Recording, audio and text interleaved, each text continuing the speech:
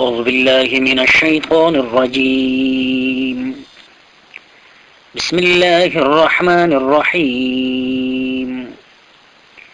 يسبح لله ما في السماوات وما في الأرض الملك القدوس العزيز الحكيم.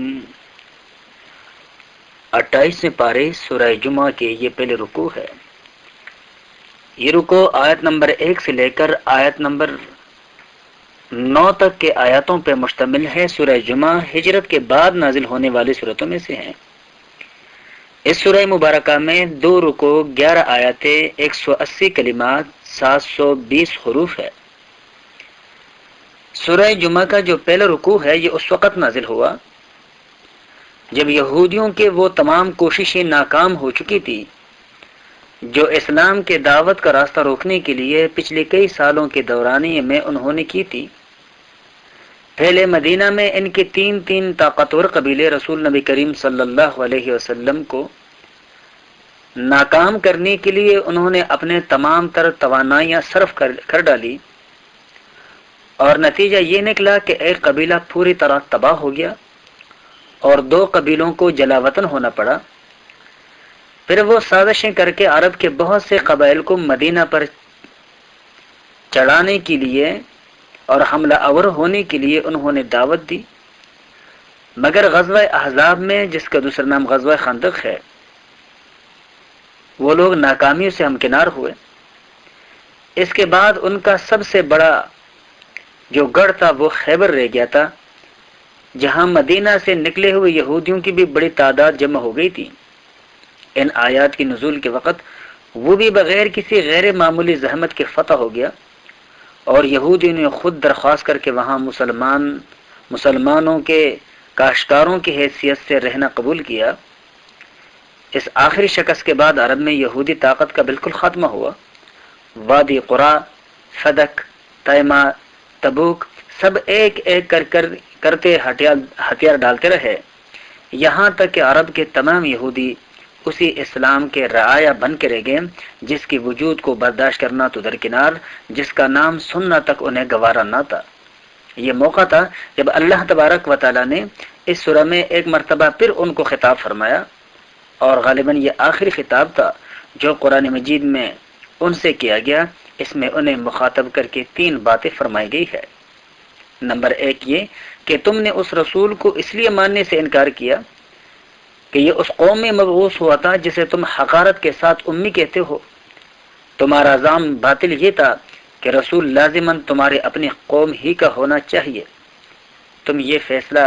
کیے بیٹھے تھے کہ تمہارے قوم سے باہر کا جو شخص رسالت کا دعویٰ کرے گا وہ ضرور جھوٹا ہے،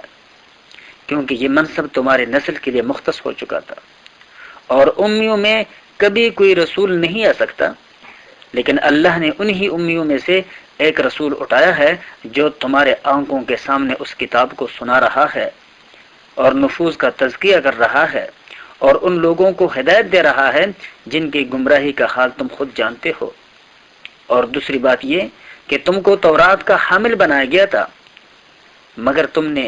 اس کی ذمہ داری نہ سمجھی، نہ ادا کی. تمہارا حال تو اس حیوان کی طرح ہے کہ جس کی پیٹھ پر کتابیں لدی ہوئی ہو اور اسے کچھ معلوم نہ ہو کہ وہ کس چیز کے بار اٹھائے ہوئے ہیں. بلکہ تمہارے حال گدھے سے بھی بدتر ہے. وہ تو سمجھ بوجھ نہیں رکھتا مگر تم سمجھ بوجھ رکھتے ہو اور پھر بھی کتاب اللہ کے حامل ہونے کی ذمہ داری سے فرار ہونے کا راہ اختیار کرتے ہو. اور تیسری بات جو ان سے کہی گئی کہ اگر واقعی اللہ کے پسندیدہ لوگ ہو تم اور تمہیں اگر یقین ہوتا کہ اس کے ہاں تمہارے لیے بڑی عزت اور قدر و منزلت کا مقام محفوظ ہے تو تمہیں موت کا ایسا خوف نہ ہونا چاہیے. اور جو خوف تمہارے ذہنوں میں بیٹھا ہوا ہے کہ جس کے وجہ سے تم نے ذلت کی زندگی کو قبول کر لیا ہے مگر موت کو کسی طرح قبول نہیں کیا. چنانچہ ارشاد باری تعالیٰ ہے، بسم اللہ الرحمن الرحیم، شروع اللہ کے نام سے جو بے حد مہربان نہایت رحم کرنے والا ہے. یسبح للہ ما فی السماوات وما فی الارض، تسبیح بیان کرتے ہیں اللہ ہی کا جو بھی ہے آسمانوں میں اور زمین میں. الملک وہ بادشاہ، القدوس وہ پاک ذات، العزیز وہ زبردست، الحکیم حکمتوں والا، یعنی اس اللہ کے کہ جو ان صفات کا حامل ہے۔ هو الذی اللہ وہ ذات ہے، بعث فی الامیین رسولا منہم جس نے اٹھایا ان ان پڑھوں میں ایک رسول انہی میں سے، یتلو علیہم آیاتہ کہ وہ پڑھ کر سنائے ان کو اللہ کے آیتیں، ویزکیہم اور ان کو پاک کر دیں رسومات سے، توہمات سے اور غلط عقائد سے، وَيُعَلِّمُهُمُ الْكِتَابَ وَالْحِكْمَةَ اور یہ کہ تعلیم دے ان کو حکمت اور دانائی کے، وَإِنْ كَانُوا مِنْ قَبْلُ لَفِي ضَلَالٍ مُبِينٍ اگرچہ وہ لوگ اس سے پہلے صریح گمراہی میں تھے۔ اللہ تبارک و تعالیٰ نے اس رکوع میں اس بات کی وضاحت فرمائی ہے۔ اس میں ایک لفظ ہے امیین یعنی ان پڑھ، یا عرب کو کہا گیا اس وجہ سے کہ وہ لوگ علم اور ہنر کچھ نہ جانتے تھے، کوئی آسمانی کتاب ان کے اندر نازل نہیں ہوئی تھی، اور بہت کم لوگ تھے ان میں سے کہ جو لکھنا پڑھنا جانتے تھے۔ ان کے جہالت اور وحشت ضرب مثل تھی، خدا کو بھولے ہوئے تھے، اور بت پرستی، اوہام پرستی اور نافرمانیوں کا نام انہوں نے ملت ابراہیمی رکھ دیا تھا، اسی وجہ سے ان کو امی کہا گیا۔ اللہ تبارک و تعالیٰ فرماتے ہیں وآخرین اور کچھ اور لوگ منہم ان میں سے لما یلحقوا بہم جو نہیں ملے ان میں، یعنی یہ کتاب ان لوگوں کے عقائد کے اصلاح کے لیے بھی ہے جو اب تک ان مسلمانوں کے ساتھ ملے نہیں ہے، یعنی روم ہے، فارس ہے، ہند ہے، چین ہے، وہو العزیز الحکیم اور وہ غالب حکمت والا ہے۔ ذالک فضل اللہ یؤتیہ من یشاء یہ بڑائی اللہ کی ہے کہ وہ اپنا فضل عطا کرتا ہے جس کو چاہے، واللہ ذو الفضل العظیم اور اللہ تبارک و تعالی بہت بڑے فضل کے مالک ہیں۔ مثل الذین حملوا التوراۃ مثال ان لوگوں کی کہ جن کو ذمہ دار قرار دیا گیا تھا تورات کا، ثم لم يحملوها پھر انہوں نے اپنے اس ذمہ داری کے بوجھ کو نہ اٹھایا، کمثل الحمار ان کی مثال اس گدھے کی طرح ہے، یحمل اسفارا کہ جو پیٹھ پر لے جاتا ہے کتابیں، بئس مثل القوم الذین کذبوا بآیات اللہ بری مثال ہے ان لوگوں کے جنہوں نے جھٹلایا اللہ کے باتوں کو، واللہ لا یہدی القوم الظالمین اور اللہ تبارک و تعالی ظالم قوم کو ہدایت نہیں دیتا۔ یہود پر تورات کا بوجھ رکھا گیا تھا اور وہ اس کے ذمہ دار ٹھہرائے گئے تھے، لیکن انہوں نے اس کے تعلیمات اور ہدایت کی کچھ پرواہ نہ کی،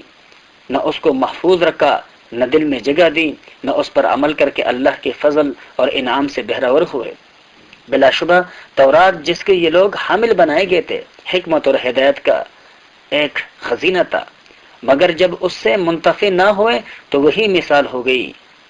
کہ ان کی مثال اس گدھے کی طرح ہے کہ جس پر کتابیں لاد دی گئی ہو، لیکن اس کا مقصد تو بوجھ اٹھانا ہے، وہ کیا جانے کہ مجھ پر جو بوجھ لادا گیا ہے اس میں کیا کچھ سامان ہدایت ہے۔ گزشتہ آسمانی کتابوں کے احکامات کے ذمہ دار اس وقت کے لوگوں کو قرار دیا گیا تھا کہ انہوں نے اللہ کے ان آسمانی احکامات کی حفاظت بھی کرنی ہے، اس پر عمل بھی کرنا ہے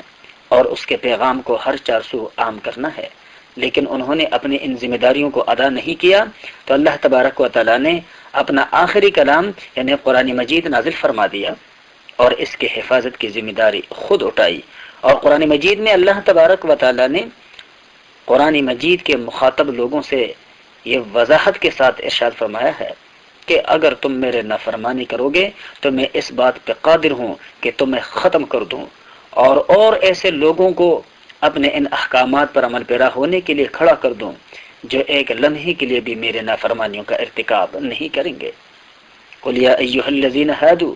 آپ کہہ دیجئے کہ وہ لوگوں جو یہودی ہو، ان زعمتم اگر تمہارا یہ زعم ہے، یہ خیال ہے، انکم اولیاء للہ من دون الناس کہ تم ہی دوست ہو دوسرے لوگوں کے سوا یعنی اللہ کے، فتمنوا الموت تو پھر آرزو کرو مرنے کی، اس لیے کہ دوست تو دوست سے ملنے کی آرزو کرتا ہے۔ اگر تم اللہ کے دوست ہو اور اللہ تمہارا دوست ہے جیسے کہ تم ان باتوں کا اظہار کرتے ہو، تو پھر اللہ تبارک و تعالی کے ساتھ ملاقات سے تم کنی کیوں کتراتے ہو؟ ان کنتم صادقین اگر تم سچے ہو۔ اللہ فرماتا ہے وَلَا يَتَمَنَّوْنَهُ أَبَدًا، اور وہ ہرگز تمنا نہیں کریں گے کبھی بھی، بما قدمت ایدیہم، ان کاموں کی وجہ سے کہ جو ان کے ہاتھوں کی ہوئی ہے، یعنی اپنے بداعمالیوں کی وجہ سے۔ واللہ علیم بالظالمین، اور اللہ تبارک و تعالی سب گناہ گاروں کو جانتا ہے۔ قل کہہ دیجئے ان الموت الذی، بے شک وہ موت، تفرون منہ جس سے تم بھاگتے پھرتے ہو،